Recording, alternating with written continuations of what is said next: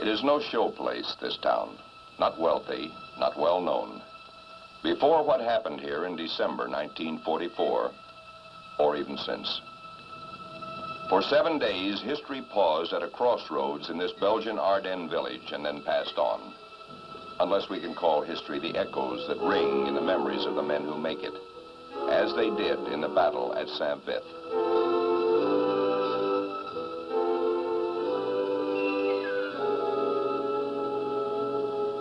The fact was that everyone and every unit was fighting for its own life. We're going to get it, Sub. Maybe this is it.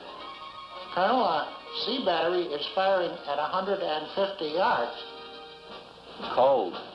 When you're cold, you stay cold. There's no way of getting warm. We've got no orders to retire. Und es war nicht möglich, etwa St. Vith meinerseits vom deutschen Angriff hier auszusparen.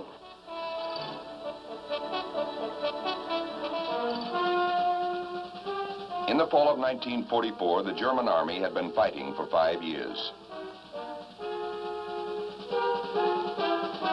Allied confidence was high, its strength overwhelming, and the halt in its sweep across Europe at the German frontier regarded as temporary.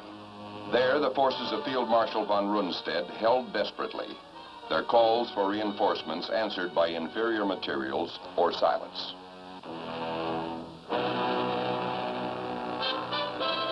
General Siegfried Westphal, von Rundstedt's chief of staff, recalls these days on the Western Front as the most uneasy he had spent, until the day in late October when he learned the reason for the stubborn silence of the Wehrmacht High Command. Hitler received us and informed us that he was planning a large-scale offensive in the West in the near future.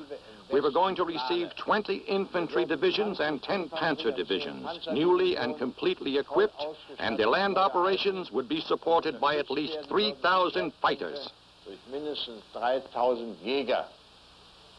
The target of this operation, which was to be initiated in the area west and south of Cologne, would be the capture of the port of Antwerp.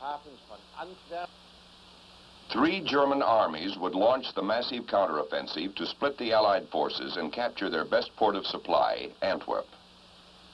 What would end as the greatest pitched battle ever fought by American troops, the Battle of the Bulge, would burst without warning on a quiet sector on the First Army front. In December 1944, it was held in the north by the 2nd and 99th Divisions, by the veteran exhausted 28th and the 4th Divisions to the south, and by the newly arrived 106th, thinly spread at the center. Conditions were fairly miserable. It was intermittently raining and snowing. We were relieving the 2nd Infantry Division. We, as a brand new, young, inexperienced division, were being moved into their position to take up the defense of that particular sector. We were introduced sort of ironically, as I now recall, because most of the battle-tested veterans of the 2nd Infantry Division kept talking to each one of the units of the 106th, talking about what a country club area this was to be. You would hear perhaps some few shots fired each day. I am Thomas J. Riggs, Jr. I was the division engineer of the 106th Infantry Division. I'm Lieutenant Colonel Oliver Patton. In December of 1944, I was a 2nd lieutenant in an infantry company of the 106th Division. The division landed in France and went into the line and straddled the German-Belgian border about the 9th of December, 1944.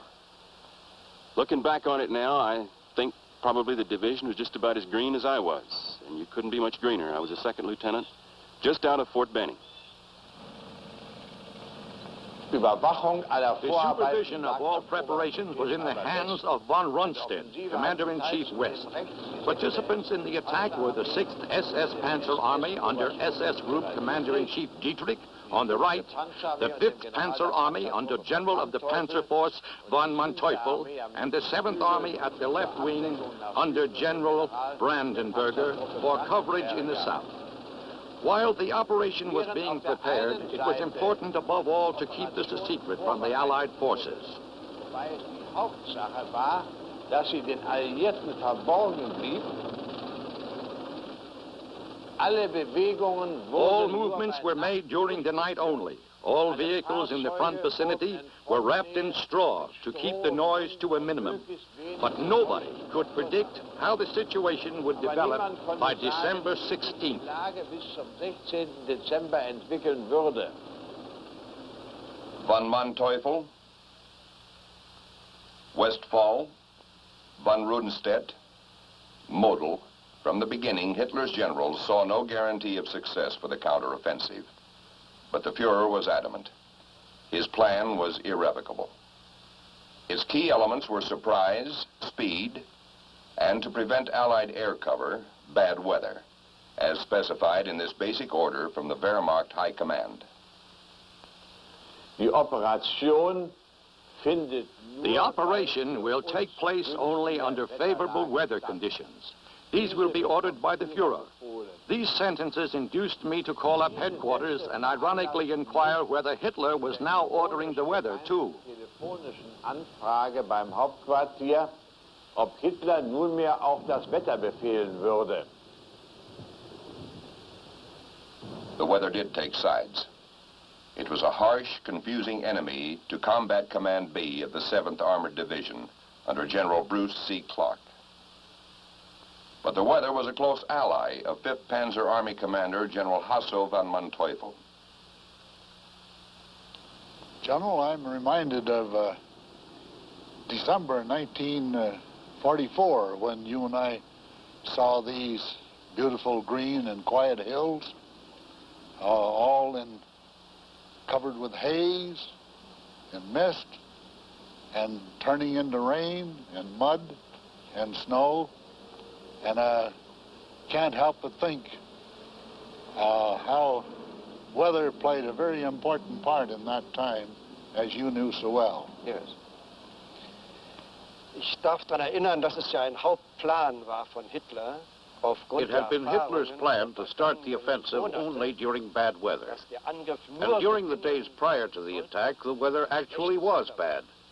So that the German High Command was afraid it might change to clear winter weather and blue skies, in which case your aerial combat forces might have stopped the attack in its very early stage. In fact, the weather on December 16 was just as you described it now. Visibility was bad. The advanced artillery observers, for instance, would have not been able to make out individual targets on the hills. Man konnte nicht sehr weit sehen. Die vorgeschobenen Beobachter der Artillerie hätten beispielsweise nicht oben einzelne Ziele auf den Höhen erkennen können. But over there, as you will agree, the riflemen had shields of fire. The tanks were also able to recognize their targets at a distance of 2,000 meters. I therefore started the attack very early, at 5 a.m., as you know, to take advantage of the darkness and the bad weather, which would enable us to advance far into these hills you can see here, typical Ardennes terrain, by noon. Auf diese Höhen, die wir hier auch sehen, alle, das ist ja typisch für die Ardennen, dass wir da schon angelangt sein konnten.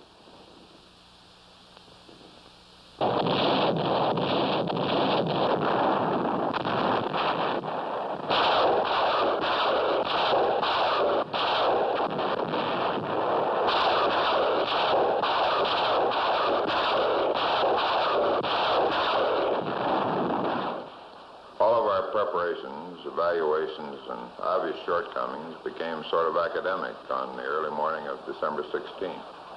In this supposed very quiet sector, we suddenly found ourselves hit with an immense artillery barrage that included calibers of guns up to railroad carriage type, landing in all sectors, including the Division CP and San Vith.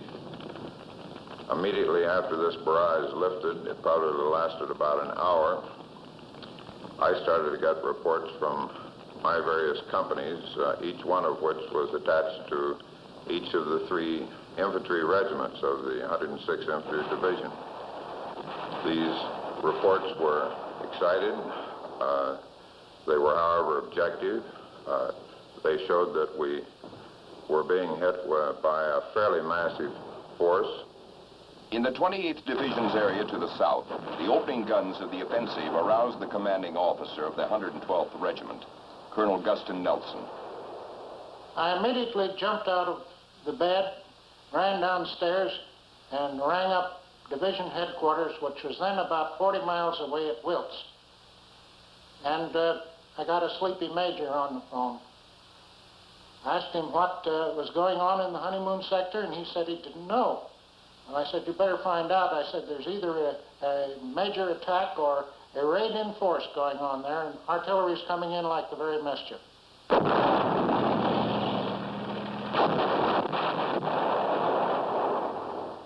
Even though we in the Division CP thought we understood that this was a massive attack, we encountered great difficulty in getting acceptance of this information, or felt we did anyway, through Corps and Army to our rear. I really believe that they thought that we were a young, untried division and were slightly excited. However, this same type of information began filtering back to them from our neighboring divisions, the 99th on our left and the 28th on our right.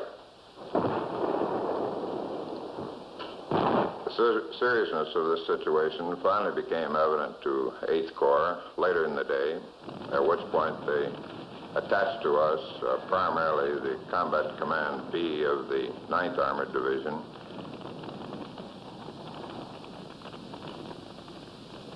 Combat Command B of the 9th Armored Division was led by General William Hogue, who was preparing an attack in the north that morning when his new assignment reached him. I then went to St. Vith and reported to General Jones, commander of the 106th Division. He told me that there was an attack all along his front and that 2 of his regiments were partially surrounded to the east of St. Vith. He did not have a very clear picture as to the nature of the attack, but said it was rather strong.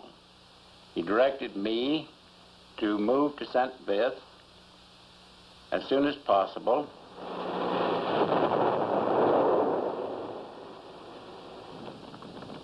Later that same day, we were also informed by 1st Army behind 8th Corps, to which we were attached, that the 7th Armored Division would attack through St. Vith to our east, and that we were to hold these routes, which were quite vital and a strategic road net in that area, free for this attack. This promised attack or counterattack by the 7th Armored Division through our position is very critical because it influenced all of the division's decisions from there on out. Since the 7th Armored Division was to counterattack through Colonel Riggs' position to the east, General Hogue was instructed to attack to the southeast when his armor arrived. There, another regiment of the 106th was cut off. But the 7th Armored Division was headquartered some 60 miles away to the north in Holland. And there was little urgency in the cry for help that finally reached his commander, General Robert Hasbrook.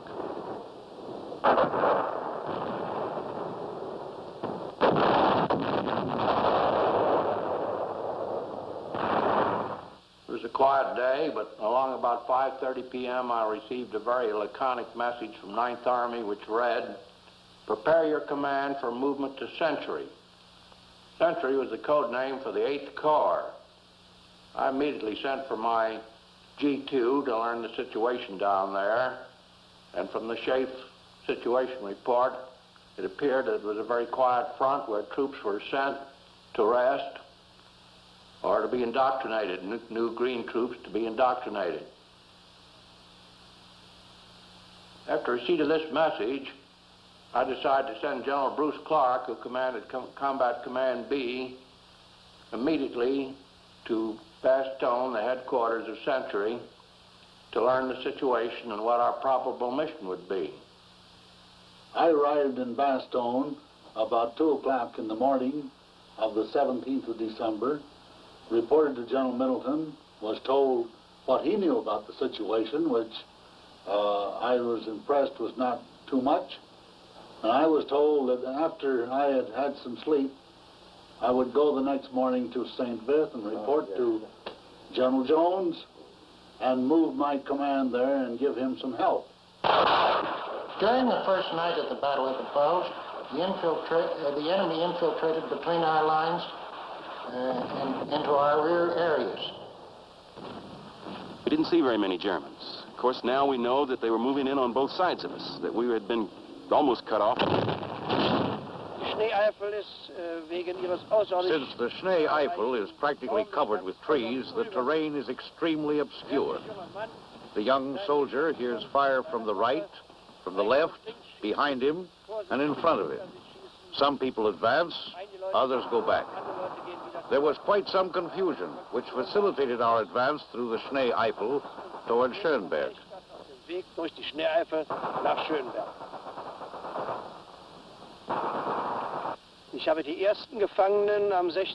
I met the first prisoners at noon on December 18th, on my way from the northern part of the Schnee Eifel via Bleialf to Schönberg. I must say they seemed rather confused. The questioning of young people confirmed that this was a division which apparently had been newly assembled, or at least contained a great number of men with no war experience. Oder zumindest mit einer großen Anzahl von kriegsunerfahrenen Leuten hier in Stellung war. Zwar war die Operation planmäßig angelaufen. The operation had been initiated according to schedule. The 7th Army, attacking from the Eifel front, gained a considerable amount of terrain. The 5th Panzer Army, advancing north of the 7th Army, had also gained some ground, especially since they had apparently managed to surprise the Americans along the entire front. Anscheinend auf der ganzen Front gelungen war. On the morning of the 17th, word reached St. Vith of a German penetration coming from the east toward Colonel Riggs' position.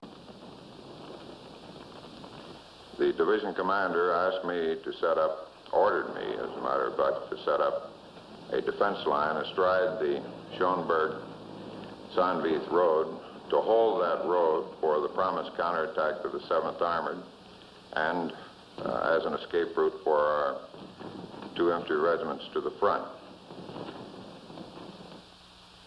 The armor that might have relieved Colonel Riggs, General Hogue's combat command, had passed through St. Vith at dawn, heading southeast, on its mission to attack Winterspelt. The 7th Armored Division had left Holland before dawn, but its destination was Bastogne. There, General Hasbrouck arrived well ahead of his columns, only to learn that the trouble was somewhere else. I proceeded from Bastogne to St. Vith and joined General Clark, who had arrived there sometime previously, and we found the situation rather desperate to the east of St. Vith. Smoke and noise coming from the woods about 2 miles east of St. Vith indicated German tanks were there, and the only American troops between these Germans and the town of St. Vith was a company of the 168th Engineers of the 106th Division. Well, I arrived at St. Vith at 10:30 in the morning, and General Jones needed help. Yes. Then the problem was to get my command that was marching behind me turned off at Bielsheim to come to St. Vith. Well, my greatest problem on the 17th of December was confusion and traffic on the road. Oh. Your initial success on the 16th of December had started a lot of vehicles like supply vehicles, extra headquarters vehicles, and service vehicles going to the rear. Oh, yes. Oh, yes. This became so severe at the road junction to the west of St. Vith that I had to go out and play military policeman and direct the traffic to get it flowing to the front. And I'm sure that you had the same problem, because there's only one road from Prim towards St. Vith through the Ardennes. Genau die gleiche Situation, General. Ich war am 17. Nachmittag. Exactly the same situation, General. On the afternoon of the 17th, I was on my way to Schönberg in a small vehicle, and I had to dismount because it was impossible for me to get ahead on this road. I then walked toward the front and tried to make myself useful as a military policeman. It was hopeless to try to untangle this column of vehicles when suddenly I heard someone calling in a very loud voice. Way up at the front, I thought I saw a military policeman, and I approached him. I saw that it was my superior, Field Marshal Model, who had the same intention as I. So we continued our efforts together and tried to separate the column, but until nightfall on the 17th, a certain confusion and perplexity remained, since we were not able to separate the vehicles. Of course, General, you realize as well as anybody does that battle is organized confusion. Yes. Or at least the job of the general is to see that the confusion is not too disorganized. One human element in the confusion was 7th Armored Division Private Bill Dassinger. Sometime in December, we were going down this country road, and all of a sudden we come upon this great confusion. Jeeps, trucks, men, equipment, going the opposite way. Well, you stop to think, what are we getting ourselves into? And a little while later on, we sure found out. Another was Lieutenant Will Rogers, Jr. St. Vith, down a little kind of a side road. Now, at this particular time, the roads were jam-packed with traffic, all kinds of vehicles coming out of St. Vith. And we had to fight our way very slowly, mile after dreary mile, against this one-way stream of traffic. We arrived at a little town of Poteau, which is a little crossroads Belgian village of about, 10 or 12 small Belgian village farmhouses. 7th Armored Division Colonel V.L. Boylan was returning from Paris after a 3-day pass. We came back in a Mercedes sedan, which belonged to the commanding general at the time. And when we hit a crossroad where we would cut north to Holland to rejoin our units, we saw an armored column moving south and cutting to the east. It looked familiar, so we dismounted, went over and talked to the military police, and found out it was our own division. Nobody would tell us where it was going, so we decided to follow it. The armored columns, like hundreds, thousands of other troops and vehicles on the 17th of December, was approaching St. Vith, Belgium. Converging from every direction, some came in pain and panic, some in cheerful confusion, some in desperate urgency. From the east, battered remnants of the 106th fought back toward friendly lines. From the south, units of the 28th Division were withdrawing before assaults of a magnitude no one could explain. And from north and west, the 7th Armored Division struggled on. Their arrival awaited with mounting impatience by General Clark in St. Vith.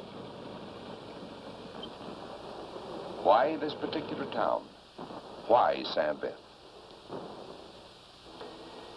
Ja, das ist schon erklärlich. St. Vith ist an und für sich ein sehr kleiner St. Vith is really a very small place, and then it gained this tremendous significance.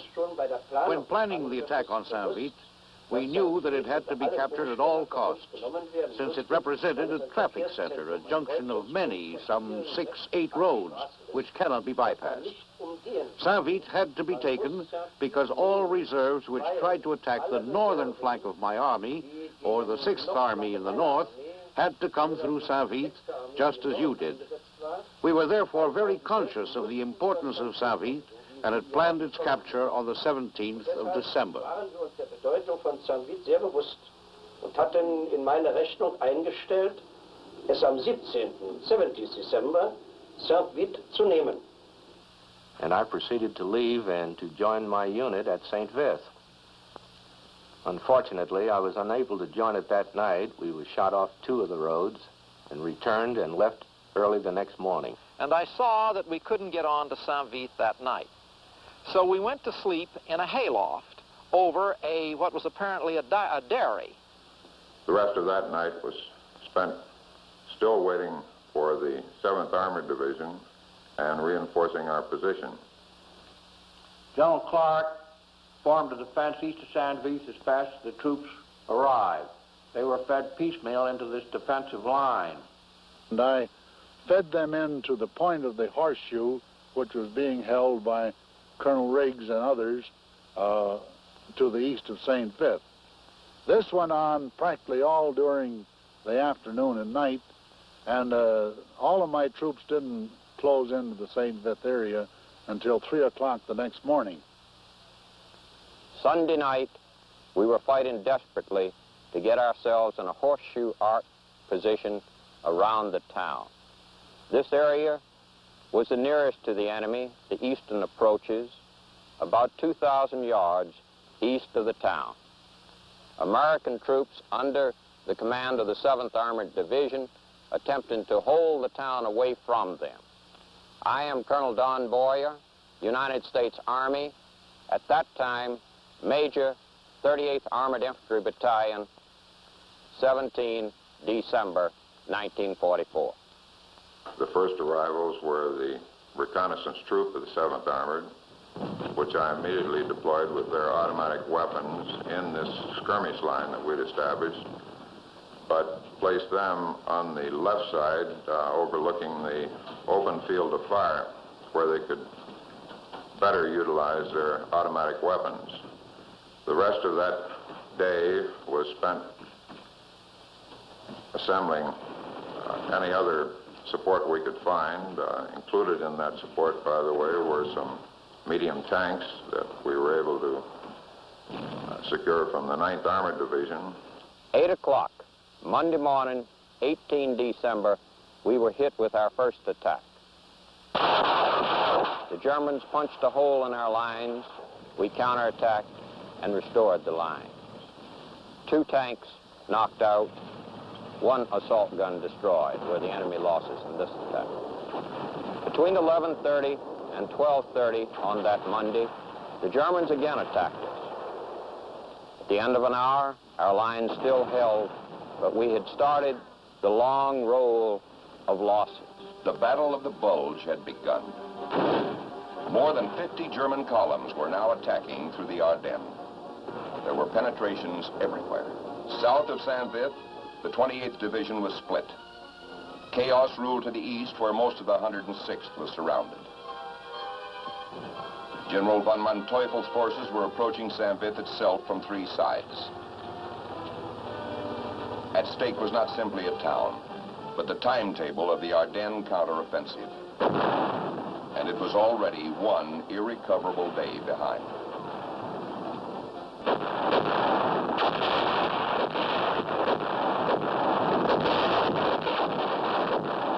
At dawn on the 16th, the massive German assault had achieved its first object, surprise. It had overwhelmed the inexperienced American troops in the forests east of St. Vith, where some, like Colonel Oliver Patton, then a Green lieutenant in the 106th Division, were still trying to fight back to friendly lines on the 18th. We made a last attack down toward the Schoenberg-Blayoff Road, and in that attack, I was hit for the 2nd time that day. I was hit through both legs, and I couldn't walk. Late that night, I remember the battalion commander came through and told us that the battalion had to pull out. They had orders to continue to try to break out back toward American forces. And they were going to leave us. There were 4 or 5 of us in the aid station. They would leave us with a medic. To the south, the German attack had split the 28th Division, cut off the 112th Infantry of Colonel Guston Nelson. That afternoon, I received orders from division, which was then at Bastogne, to fall back on Trois-Vierges and fight stiff delaying action, direction Bastogne. I knew that this was impossible. The German attack in this sector was being made by troops of the 5th Panzer Army. The capture of St. Vith with its roads and railways was vital to their advance. They had been expected to take St. Vith on the day before with little resistance, and on the 18th, their commander, veteran General Hasso von Manteuffel, came up himself to see what was delaying their advance. Ich vermutete, dass es sich doch nur einzelne. I suspected the presence of scattered, though very courageous forces, which had come here from St. Vith or other directions to assist the fighting troops. I was under the impression that up to the 17th and 18th, These small, scattered battle troops were not under centralized command. However, on the evening of the 18th, before nightfall, it became obvious that new enemy forces were approaching. Machte sich bemerkbar, dass neuere Feindkräfte im Anmarsch waren. The general's surmise was correct. But American intelligence of the size of the German attack was still so limited that some units of the 9th and then 7th Armored Divisions hastily strung out to extend the American defenses from the original roadblock to a long horseshoe line, were still unaware that even a little crossroads like Poteau could be vital.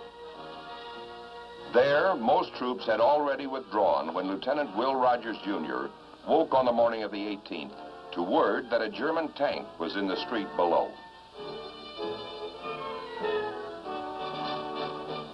So we raced around to my Jeep to get this bazooka, and the rest was sheer Laurel and Hardy. We couldn't get the strap off because it was covered with mud. Finally, we fought and got the bazooka unstrapped, and then we got it tangled up in some camouflage netting. I was so excited that when I grabbed for the rockets, I took them out, and they dumped and fell down into the mud. Finally, we got everything all set, went down to the edge of this long hedge, and here was a German tank, very thankfully waiting, just right there, waiting for us. We got the bazooka all set, started to fire at this tank, nothing happened. We'd forgot to wire the terminals properly. Finally, we got the terminals wired. We got off one shot at this tank. Big explosion by the tank, but we couldn't see any result. However, the German officer in the tank closed down the turret and slowly backed down out of this little Belgian town of Poteau.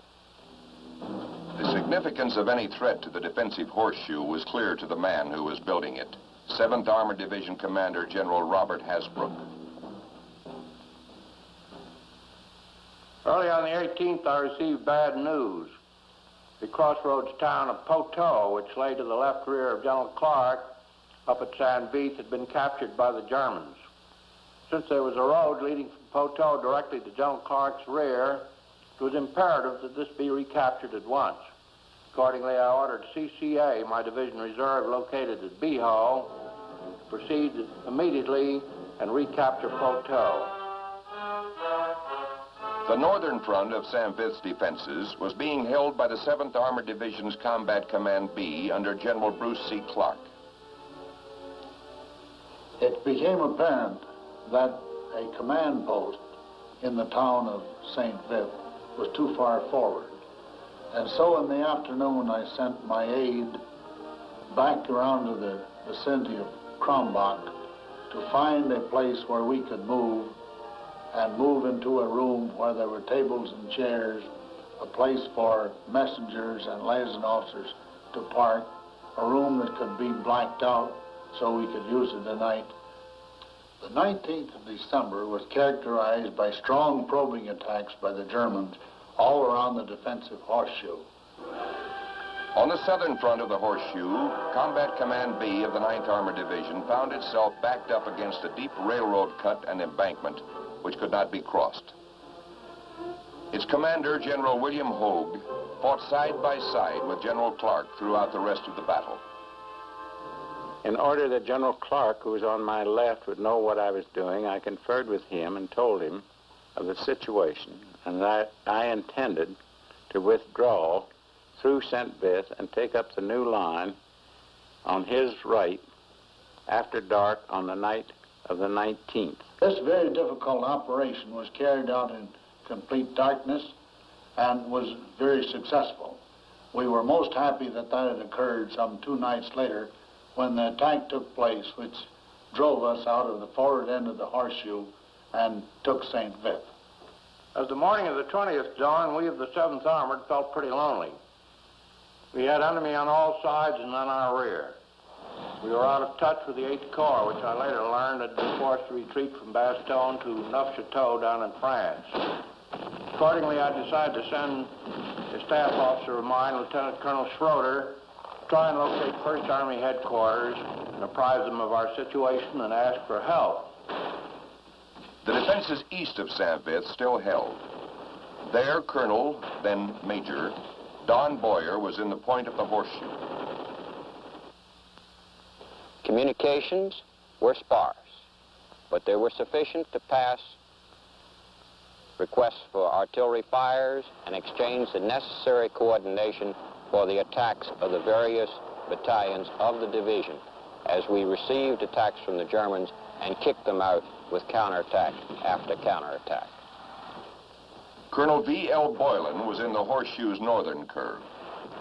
I can't recall too many details at that time of specific attacks because it seems that they went on around the clock. And the battlefield is an extremely lonesome place. It's not milling with people. You don't see much. You hear things, tanks blowing up, artillery, small rounds, and things like that. For a private like Bill Dassinger, the battlefield was everywhere. Minute by minute, things change. I only know what it is to be in just that little hole.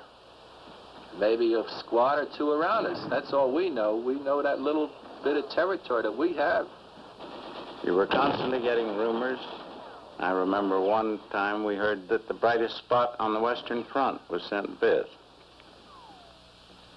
Many men believed the rumors that different units had pulled out and in turn were panicked.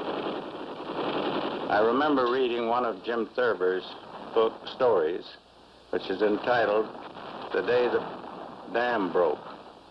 And it seemed so apropos to this situation that I asked every member of my staff to read that book and take it to heart.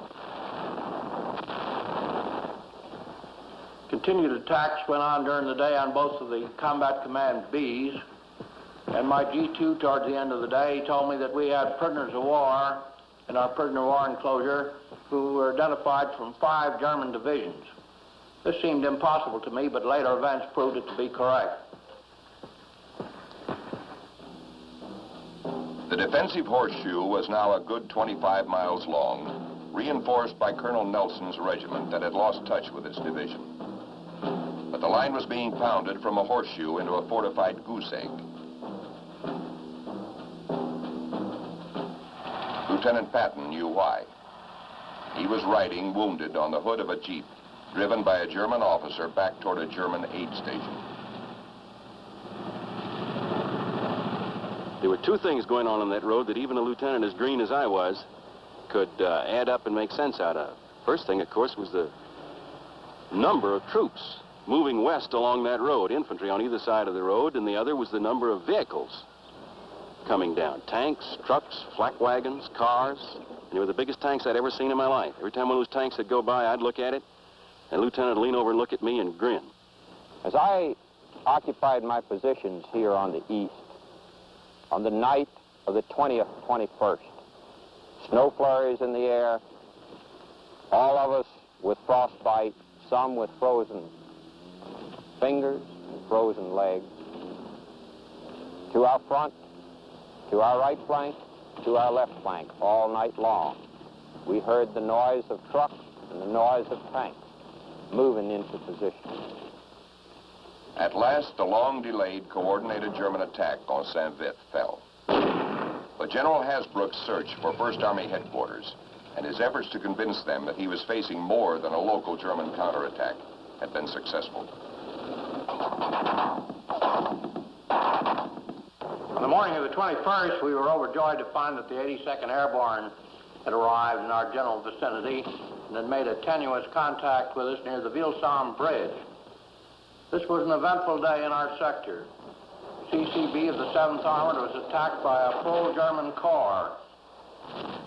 By noon, heavy concentrations of artillery started breaking on the woods in which my forces were located. Screaming Mimi barrages started. These sounded like a huge spring being compressed and then suddenly cut loose. It was a horrible din that came through the air down among the trees. I remember one unit commander who I had who several times reported to me that he had to be relieved or had to have reinforcements that he could only hold maybe another hour or sometimes 3 hours or sometimes 8 hours. I remember telling him very definitely that, saying, how the hell do you know how long can you hold? You just hold there as long as you have the ability to fire back. Time meant nothing to me. But between 1200 and 1300 on the 21st until 2300 hours or 11 o'clock that night, I saw my own immediate force, which had been in the neighborhood of 680 men, go to less than 200. The eastern point in the horseshoe defending St. Vith was now an island defending only itself. There, Colonel Thomas J. Riggs, the 106th Division engineer, whose roadblock had been the town's first defense, still held the road under his original orders. By that evening, the Germans were building up their intensity and were starting to break through on both of our flanks. By about midnight, we'd lost communication on both flanks with the two units, so we knew we were being completely isolated. Knowing that St. Vith now was filled with German troops coming in from the east, the north, and the south, I peeled off to the right until we got in the vicinity of the road that led to Prum. And there we broke off into 5- and 8-man groups. I gave them a compass bearing and told them to try to work their way to the west to rejoin General Clark, Combat Command B, where we might continue the fight. For by nightfall, I and the 4 men in my group were prisoners of the Germans. And I realized that in the furious fight in the day before, that I had been wounded, and for me, the world had come to an end at that point. We could then, in the dawn's light, see that all of the roads leading into St. Vith were full of German troops concentrating on and going through St. Vith. We obviously could not counterattack. I attempted at that time to split them up into patrols so they could attempt to work their way back to the friendly lines, the U.S. lines. We started 2 of these patrols out and watched both of them captured. And shortly thereafter, I was captured with the remainder of the group. On the afternoon of 21st December, General Clark informed me that the attack on St. Vith was becoming so heavy they would be forced out of that position that evening, and said he would retreat to the west. I agreed to conform with his movement.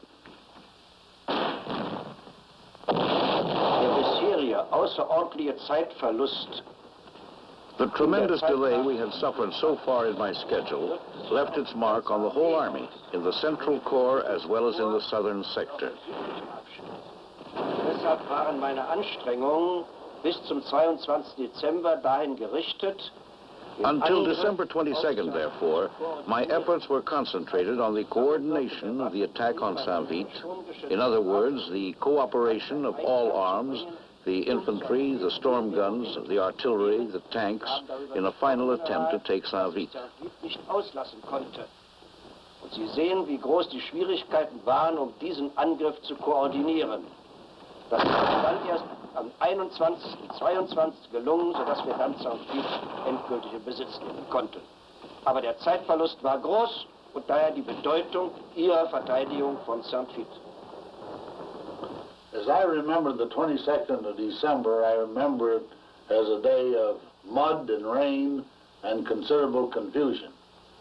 As you pressed your attack in the morning of the 22nd against our new defensive line in the Crombach area, our forces were driven back, and at the same time, pressure from the north and the south was applied against our flanks.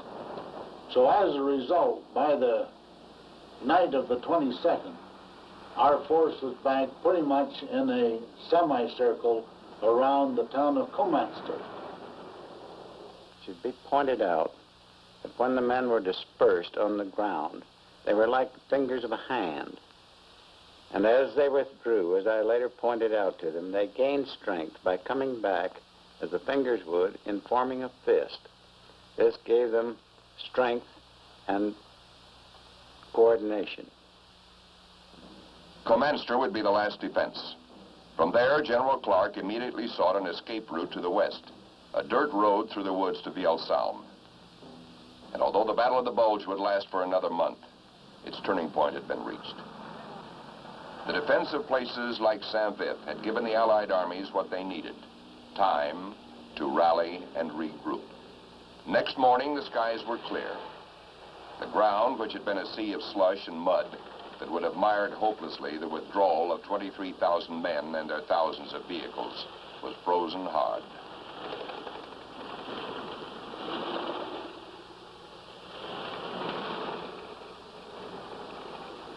During the early morning hours of the 23rd, both CCB of the 7th Armored and CCB of the 9th Armored were hotly engaged with the enemy. It was difficult for them to disengage, but also during the day, the 82nd Airborne was attacked from the south. I finally sent a message to General Clark and General Hogue telling them it was imperative that they start their withdrawal. That if they did not start now, they'd be withdrawing into a bunch of Germans instead of into the ranks of the 82nd Airborne Division. There was no time to issue formal orders or orders under code. So I instructed that the radio to all units under my command be opened up and that the orders would be given in the clear. General Hasbrook told me that I would have to withdraw across the Vielsalm Bridge by noon, or else the bridge would have to be blown because of the pressure of the German army coming in from his flanks. And I directed that the withdrawal would start immediately, and the plan would be that they would withdraw down the dirt wood road on a first-come, first-served basis. This required that I personally direct traffic at the crossroads at Comanster. So I started the battle as a military police, and I ended the battle as a military police. But of course that was necessary. I met Bruce Clark in the town where he was directing traffic at the time, trying to ease the confusion of the milling vehicles passing through. We went into position around the town. The withdrawal started at 7 a.m. and went on constantly throughout that day. It went very smoothly. The covering forces operated efficiently, and only one unit had trouble. That was Task Force Jones on the southern flank, the last to withdraw. So the American column passed through these little towns of Biho and Bovigny, and as they did, they became part of Task Force Jones, which was the rear guard of the American unit coming out of Saint-Vith. And my little platoon became part of the rear guard of the last unit out of Saint-Vith. As we fell back onto the road to Somme-Chateau, I found it choked with vehicles from a task force of the 7th Armored Division. We attempted to work our way through these vehicles to find out what the trouble was, and we found that there was a burning tank in Somme-Chateau and that the Germans had apparently come around behind us with an anti-tank gun. In the meanwhile, someone had discovered a side road up a sort of a side canyon that went up this high mountain beside this Somme River. And just then, a beautiful thing happened. A full, bright moon came up over the hills.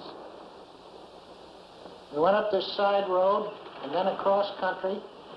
And in one place, we had to detail some of the tanks of the 7th Armored Division to pull the wheeled vehicles over a highland swamp. And about 2 o'clock in the morning, we finally wound up behind the 82nd Airborne lines. Mile after mile, and we came out through the snow, this brilliant, beautiful moonlight night, and then we saw another wonderful sight. About every 100 feet or so, we saw a man in a white parka standing there, and that was the 82nd Airborne. And we came out through the 82nd Airborne Division out of the Battle of the Bulge, out of St. Vith, and that was Task Force Jones. We were the tail end of the rear guard of the 7th Armored Division. I climbed up the slope in there where I was greeted by General Hasbrouck, drawn, tired, out on his feet, but still the type of a commander staying there with his troops to the very last minute, threw his arms around me and said, "Boylan, thank God you got him out." And toward the end, I figured that I got practically no sleep for the last 72 hours before reporting to General Hasbrouck behind the 82nd Airborne lines. I wished him a Merry Christmas. It was the day before, but I wished him a Merry Christmas. But to us, it was just a big step to get home. I was and still am proud of the men and officers of the 106th Infantry Division with whom I went through such a dreadful bath of blood during this action. I was so proud, as a matter of fact, that I returned to that unit after escaping from prisoner of war camp some 28 days later. Es ist der Krieg der kleinen Leute. It is the war of the small men, the outpost commanders, the section commanders, the company commanders. Those were the decisive people here who were responsible for success or failure, victory or defeat. We depended upon their courage. They could not afford to get confused and had to act according to their own decisions until the higher command was again in a position to take over.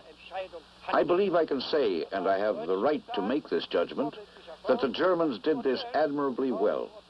At the same time, however, I am also convinced that this was the case with the American forces, who, after all, succeeded in upsetting the entire time schedule, not only of the attacking unit in St. Vith, but also of the 5th and 6th Panzer armies.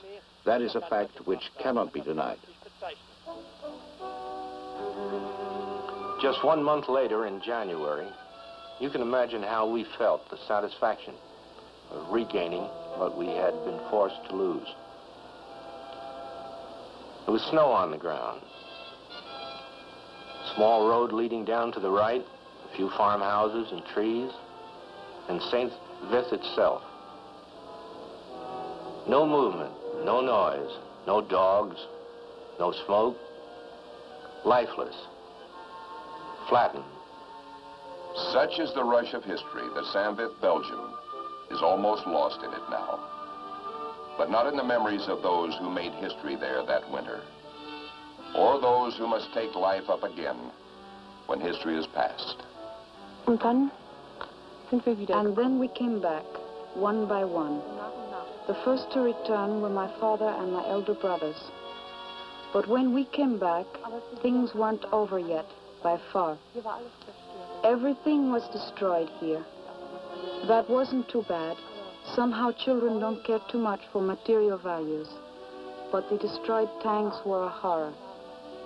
Everywhere, sometimes there were still burned bodies inside. Soldiers, Germans, Americans. And when we were playing sometimes, or ventured into the woods, which was very dangerous, when we tried to jump across a trench or something, suddenly we were startled with horror because there was a body lying in there. But gradually things came back to normal. Accidents were less frequent, and in time they were forgotten. And then it went on like that, and in spite of everything, we grew up and became strong. But still, something has remained. Sometimes when one talks about it, it comes back to one's memory, how awful it is. Und ich denke, dass es sehr schwer ist für ein Kind. Well, one of the things that's always bothered me most about the Battle of St. Vith is that a number of heroic actions went unrecognized and unrewarded. Of course, there were a good many Silver Stars and Bronze Stars awarded because I had delegated that authority to my commanders, and they carried them in their pockets and were authorized to put them on the man at the time. But the higher decorations, which many deserved, were not forthcoming because the sworn statements of witnesses were hard to get in the heat of battle. Afterwards, the witnesses were gone in some cases, and in others, the act was forgotten only too soon.